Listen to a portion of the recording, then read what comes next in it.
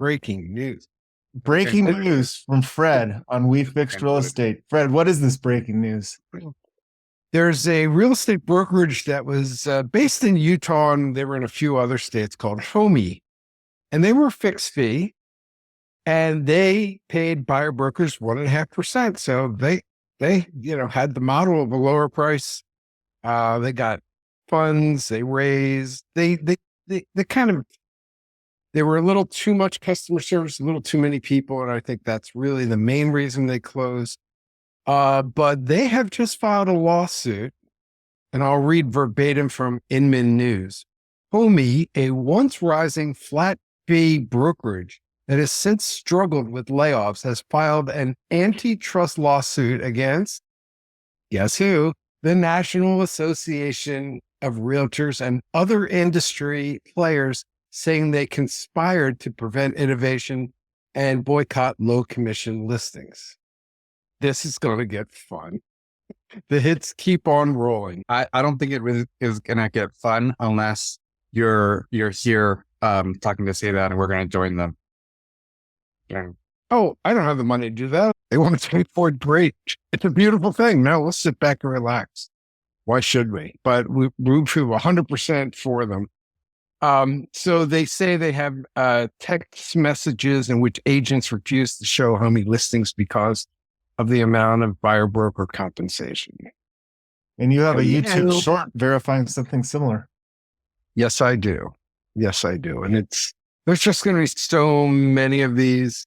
These people think it's going to be business as usual. For those that haven't listened to this YouTube short, let the people know what's going on. I was competing for a listing with a Coldwell Banker agent, and our philosophy is we have a fixed fee. We do tons of things for it. And when it comes to the buyer broker fee, completely negotiable. You make it as part of your offer with us. We're not telling you we're paying a certain amount. That would be suicide for us in a negotiation to give away all that in dollars. It's just stupid. Anybody who does it's insane.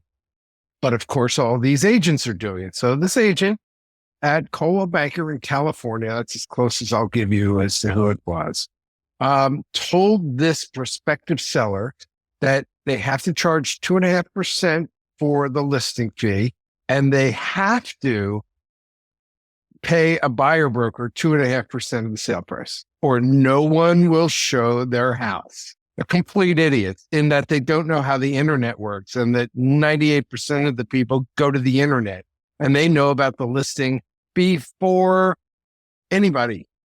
And they're out there looking for the open house if they're interested. The idea is you market the house as best as you can and make people want to come to the open house to see it. That's marketing the property. This whole thing about paying a buyer broker fee, no, that's to keep the same old going. I think we're finding a parallel in this. There's two different kinds of people in this country, and they're politically split and they're real estate split. I mean, there's people who do it right and people who do it wrong and continue to want to do the same thing that they've been doing, even though it's under an agreement based on the $1.8 billion one lawsuit that they lost. So that's the end. Hypothetically, how would that play out? So there's the agent saying, oh, no one will show the house, but the client, the house buyer researches and says, hey, I see this house over on 123 Elm Street. And does the agent say, no, that's a crappy house. There's no buyer broker fee. I mean, that's what the Homey lawsuit is all about. Mm-hmm. And so from the person I just explained to the people they were dealing with, you can see it. It's the same old. There was a blueprint of doing this, and it was all based on deception and things that they've been saying for 50 years, which are ridiculously not true. And they're scaring people, not having them know the internet exists, because most sellers are older and they don't understand the internet. And so they figure they could still tell them that. I see a parallel between the 5 stages of grief. And right now, the agents still haven't come to the acceptance stage. They're still digging in. No. So, be careful out there, kids. I just did another video that's on TikTok about how these people who want the 2.5%, on top of the sale price. I use the example of if you're paying $500,000 for the house, and I did easy math, 3%, the broker you've signed a contract with wants, and you don't have a lot of money for your down payment or to pay them. So you add it to the sale price. So now the sale price is $515,000. Well, it has to appraise, number one, and you're going to now borrow a percentage of that higher sale price. So it's costing you more interest that way. And if it doesn't appraise, they lower the loan to value, and you might be paying a higher rate or PMI in order to get the loan just so you can pay your broker. So shop out there, kids, and be financially prepared. Now I'm tired of talking, and usually I have my watermelon coconut juice. I have the watermelon. My wife just bought 2 cases. Oh, I meant to have it on I meant to have it on the show. I love it. Yeah. She did not know that you are the big proponent of Once Upon a Coconut. And sure enough, on my doorstep earlier this week, a case of Once Upon a Coconut showed up. I could have sworn that the company figured out that we were doing your podcast and sent me a case, but no, she bought it. Oh, okay. Would have been a better story. But anyway, all right, René, say something. I mean, not everything is about commissions. I think commissions are going to be what they're going to be, and that's it. So for homeowners, I just, about a half hour ago, I just ran through the house screaming. There was a huge wasp. Is there video? No, there's no video, but last night, well, then it didn't exist. Where I hang my pots in pan, right. There's this big mud nest. And today, now I just learned about the mud dauber. But apparently they're not. Apparently they're not hostile. When I saw one, I thought for sure there'd be like 20 flying out of there and just attacking me. So what they do is they catch paralyzed spiders and they put them in the nest. So and the spiders stay alive. They're just paralyzed. So when I knocked off that nest, like 50 spiders fell out. So they're beneficial, but not in the house. So if you're a homeowner and you see a big mud nest, know that it's a mud dauber, and they're generally docile and considered beneficial. There you go. Yeah. Well, and just know that if they weren't docile and they were venomous or they were dangerous to, friends and families who go visit you, you're actually liable for those kind of things. Like if you're hosting a party, someone, falls and, gets bitten or whatever, it could be on you. That's a good point, especially for people who are renting. A lot of landlords don't know that they should require their tenants to have this type of insurance, renter's insurance. And get it, because one of your stupid friends will do something stupid in your place and you're liable. That's really the bottom line. Mm-hmm. So, it's a few bucks more a month, but it's totally worth it. Well, and not just that. I mean, renter's insurance is actually really useful for a lot of things. I mean, I believe. Oh yeah.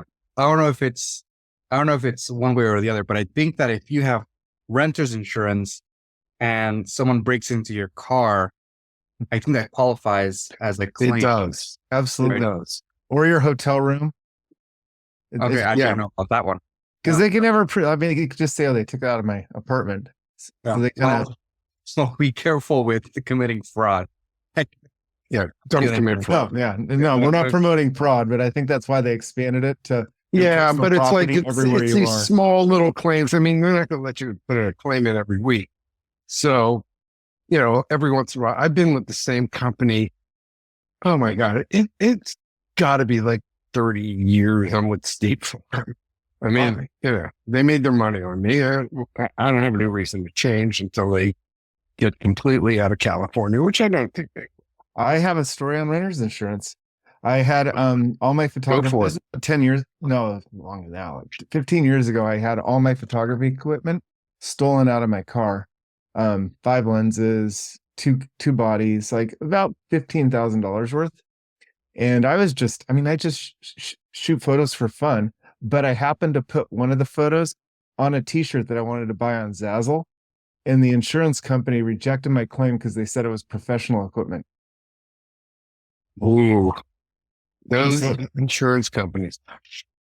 Yeah, Were they're you there able to deny claims. Yeah. I mean, you probably could have taken it to the Supreme Court or something. but I was surprised going how to it as a deep. consumer.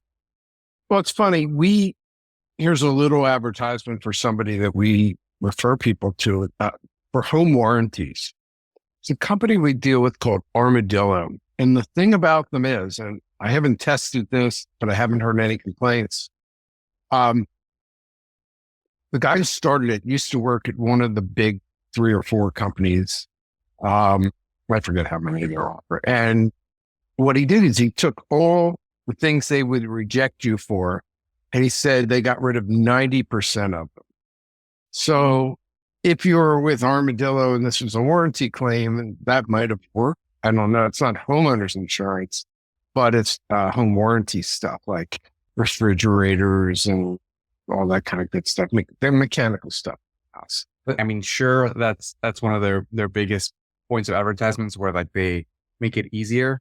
But their biggest selling point is really that in the past with the big companies, you have to call first and tell them like, hey, this happened. Can you get someone in to check my fridge to figure out what's wrong? And I mean, these big companies, they have hundreds of claims that they have to deal with. So you don't know when they're going to show up, right? So you could have your fridge a week that's not functional and you couldn't do anything about it. Because if you did something on your own, then the home warranty could say, oh, well, I'm sorry. You use your provider. That's not a part of our ecosystem. We're gonna deny the claim.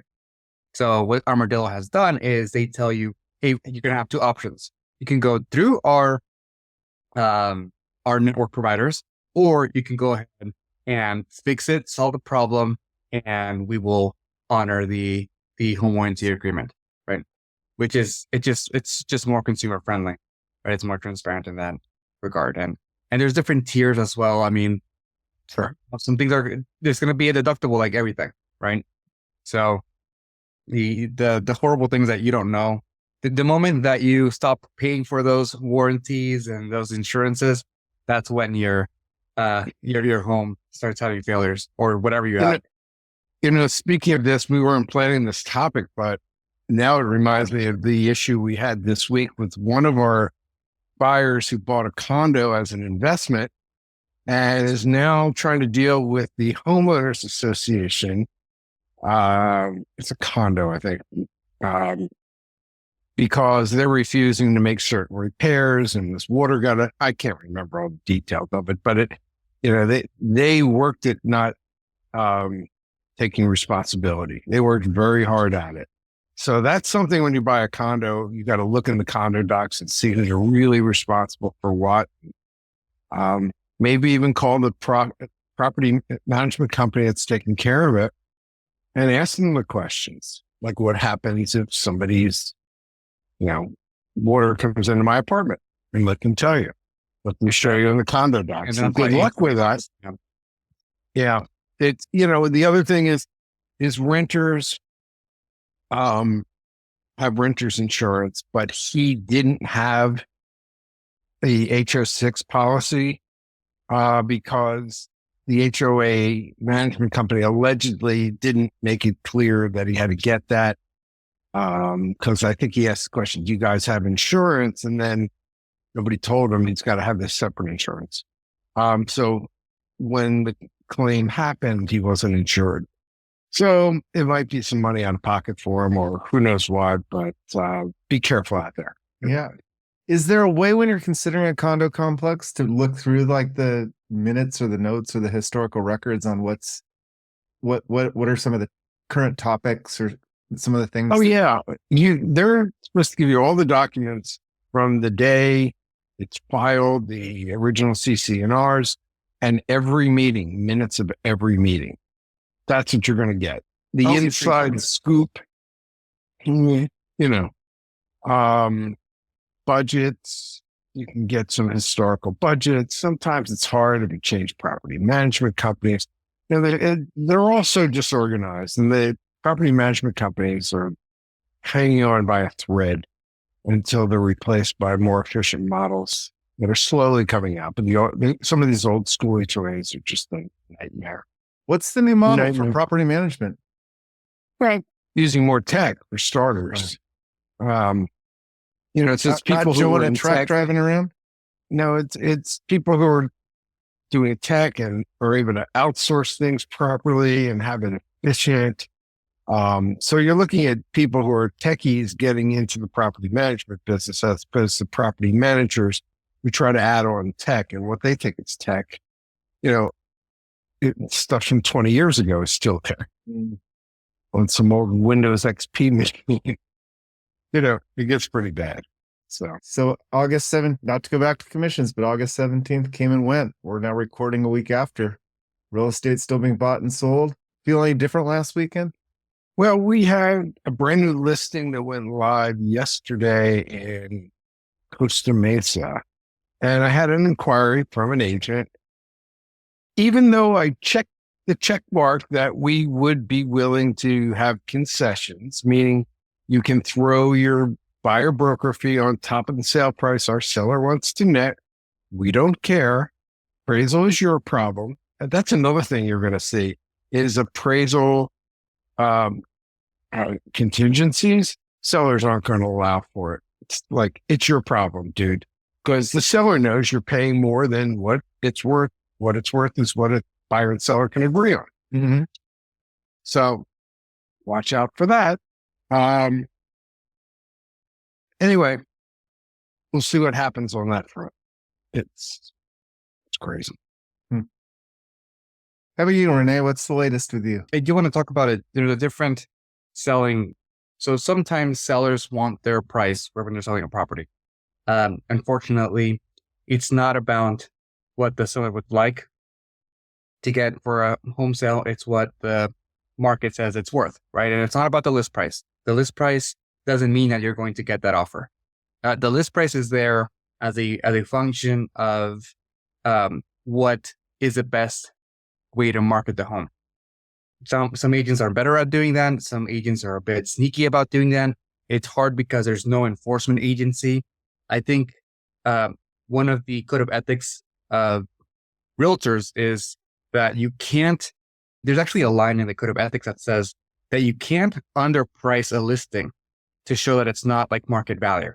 So technically, every home that sells by like 500K above list is technically breaking the code of ethics. But it's problematic because you can't, even if you put it at market value, if you list it really high and you still get, offers 200K, that means that market value is always going to be higher because there's a lot of interest, right? So it's kind of hard to kind of predict, even if you price it high, whether that really was the correct price or if it was just so beautiful that 10 people still wanted to overbid. So anyway, I'm digressing. The point El Cerrito. Yeah. Well, yeah. So, El Cerrito, Piedmont, East Bay is probably one of the worst markets to do that fake marketing, but I won't talk about that. What I'm going to talk about is that, in a lot of areas of San Francisco, the market is as hot as you would expect, especially in the condos, right? And it's always going to be about how the property looks. If it's ready to move in, you're going to get buyers who like the place and are going to buy it. Location isn't 100% everything, right? There's going to be another home, right? So even if there's two houses next to each other, if they're priced the same, but one's beautiful, you're probably going to buy the one that's beautiful and let the other one, stay on the market there. So in any case, when you are not getting offers, you're going to have a decision of either lowering the price or sticking in the market longer. And when you stay in the market longer, people are not going to magically overbid, right? So that's not a good strategy to have. You want people to get interested in the property. Oh, this seems like a deal. You start the conversation with the person, then we can decide, okay, well, yes, it's listed X or Y, but we're actually not going to take offers that are at this price, whatever price point it may be, right? It at least starts a conversation. So it's really important to not get focused too much on the list price, because that doesn't mean that's going to get that doesn't mean you're going to get an offer at that price point. And there's this company that we actually received an offer from yesterday for our listing in San Francisco. It's called Zoom Casa. So what they do, they are, I guess I'll just give them a simplistic name of investors who their whole goal is to find property that need renovations. And maybe there's a distressed seller or there's someone who wants to sell quickly. So the Zoom Casa comes in, purchases a property, pays the seller 70% of the appraised value. That way the seller can pay off whatever they might need to pay off and have some, actual cash. And then the seller and Zoom Casa have a plan, a remodeling plan, so that the company Zoom Casa can do any work that needs to be done. They make it ready to move in. They have a little bit more time to do that versus a distressed seller that just needs to sell ASAP. Mm-hmm. Then they renovate the house and they put it on the market again. And then the seller is able to gain a lot of the increase in value from the renovations.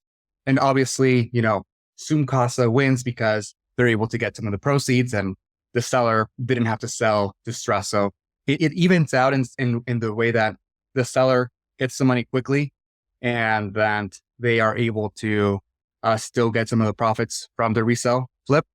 But of course, it's not a perfect system because at the end of the day, if an investor is doing that, it's because they want to make money, right? If you want the best amount of your money for your house, you have to do renovations yourself. You have to pay upfront, but it's hard, right? When you don't have when time is against you, and when you don't really have the experience to do so, and you don't know if it's going to work. Mm-hmm. It's a gamble. It's a gamble. So it's if you look at their reviews, they have pretty bad reviews, but it's because it's this idea that sellers think they got robbed and that Zoom Casa took their house for much less than it was worth originally. So there's one of those disconnects where it's like, well, at a certain point, you have to realize as a seller that maybe because you want a certain price, the house was never actually going to sell for that price. And that it's just an investor who wants to make money that knows there's potential, but there's potential when it's renovated, not as a fixer. Right. They also probably see the final price and feel like Zoom Casa got the better share of it. Yeah, no, of course. But they have to expect, like, if they're going to get 70%, maybe after the flip, they may get 120% or 110% of what they would have gotten. But what they see is the Zoom Casa sold the house for 190% of what it was, or 108, or whatever the math is. Yeah. Yeah. I like it. It's like an enlightened flipping model. And there's probably some leverage for Zoom Casa to keep the seller involved and not have to pay as much right up front. Yeah. And Zoom Casa, so what they do is they set aside some funds, renovation, costs, and the seller at all times decides, how much money they should spend on their renovations. Oh. Right. Because that takes away part of the profits, right? If they spent $200K, then there's less profits for everyone. But there's a couple of competitors that do this. There's Revive. They help you with doing it to the Revive 360. We haven't done one of those like in 2 or 3 years now. But I think what the struggle is that there's not a consumer friendly model, right? There's a huge fee to do this, right? So the only real way to kind of fix the problem where sellers think that they're getting ripped off is if there was a nonprofit that just takes, a really small flat fee of sorts, right? But then, it would have to function as a nonprofit. I think that's the only solution to that. Well, maybe Fred, we fix flipping. I would love to see a nonprofit get that. So if there's anybody out there in the nonprofit world that can put this together, it'll bring jobs, tons of jobs. Yeah, because they already get a lot of the workers. They get screwed by the companies, right? They want to, the low person or the totem pole person. Plus they're union, and for union, it's got to be a big job. So there's that in between. Well, I wish everybody luck with that. We're 100% behind it. There you go. Oh, one last thing. Nobody's asked me what this is. I thought it was your prison numbers, but I'm not going to. Well, it's sort of. So I have this friend of mine who's an attorney, a real estate attorney on top of this, who real estate and corporate. So, that kind of brain, who lives in a place called Valley Forge Mountain in the suburbs of Philadelphia, right near Valley Forge. Yes. George Washington and all that stuff. So he's up on this mountain, and I actually sold him the house gazillion years ago. I don't even remember how long ago.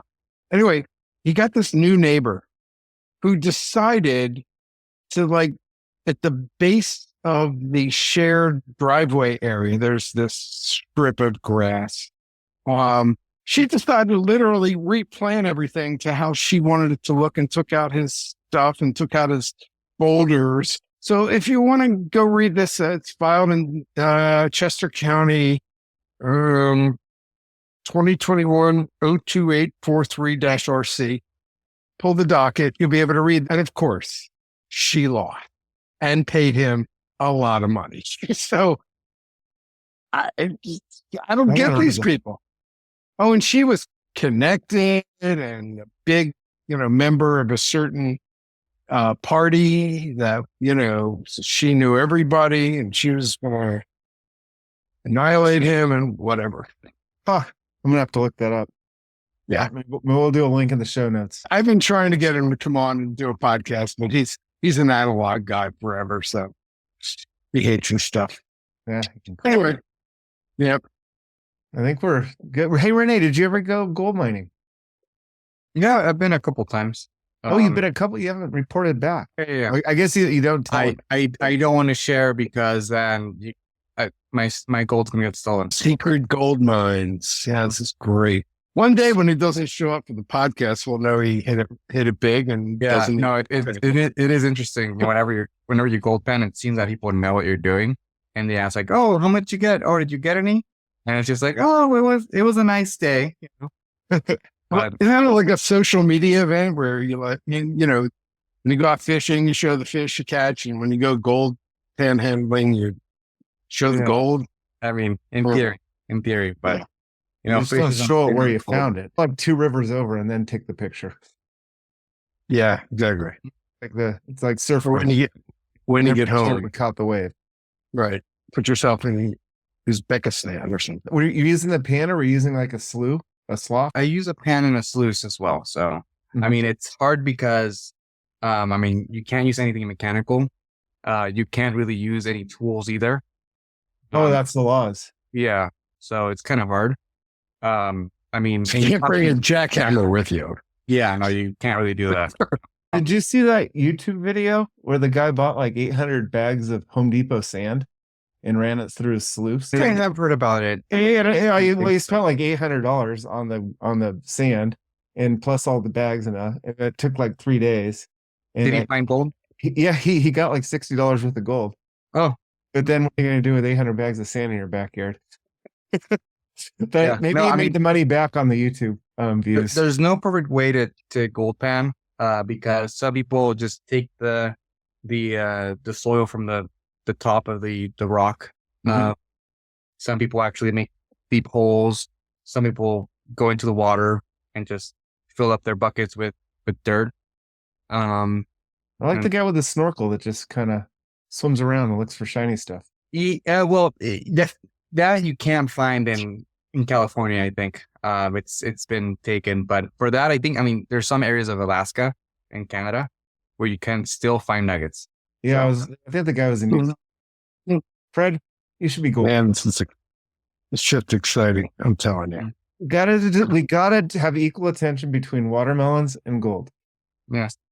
What a very strange show this has been, but we're going to put this on the blog, and it's going to have all the words, and it's going to SEO to these guys are lunatics. We're going to rank for mud dabbers. There you go. And watermelon. Nice. Don't forget commissions.